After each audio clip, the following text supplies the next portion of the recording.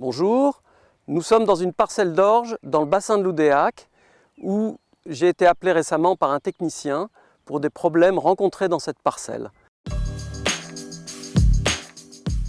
J'ai pu constater que le phénomène se traduisait par des plantes beaucoup plus chétives dans les zones concernées, ces zones étant des bandes qui s'observent régulièrement tous les 7 mètres dans la parcelle. Après avoir interrogé l'agriculteur, j'ai su qu'il était en rotation maïs, blé, orge ou colza, blé, orge et qu'il observe régulièrement ces symptômes uniquement sur orge. L'orientation des symptômes en bande m'oriente sur le piétin-échaudage. Je vais donc aller observer d'un peu plus près les plantes. Première observation, ces plantes sont chétives. Autre observation, quand j'observe à la base des plantes, je m'aperçois que les vieilles feuilles sont jaunies et ce jaunissement remonte vers le haut de la plante par la pointe, ce qui traduit un problème d'alimentation. Dernière observation indispensable, prélever des plantes avec leurs racines de manière précautionneuse, délicate, et pour ça j'utilise un plantoir ou une bêche.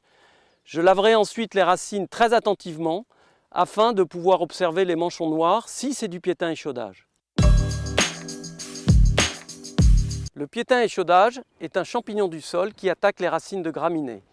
Il pénètre les racines, bouche les canaux de sève, ce qui peut aboutir à leur destruction. Certaines cultures l'expriment, les céréales à paille, en particulier le blé dur, puis le blé tendre, l'orge, le triticale et enfin le seigle. Notons que l'avoine est tolérant à cette maladie. D'autres cultures comme le maïs ou les graminées prairiales ne l'expriment pas, par contre elles entretiennent le piétin-échaudage.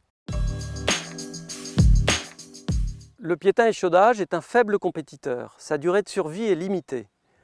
L'objectif va être donc de l'épuiser en ne lui fournissant pas, le moins possible, des racines de graminées. On sait que dans la rotation, le colza, la pomme de terre, le pois n'y sont pas sensibles.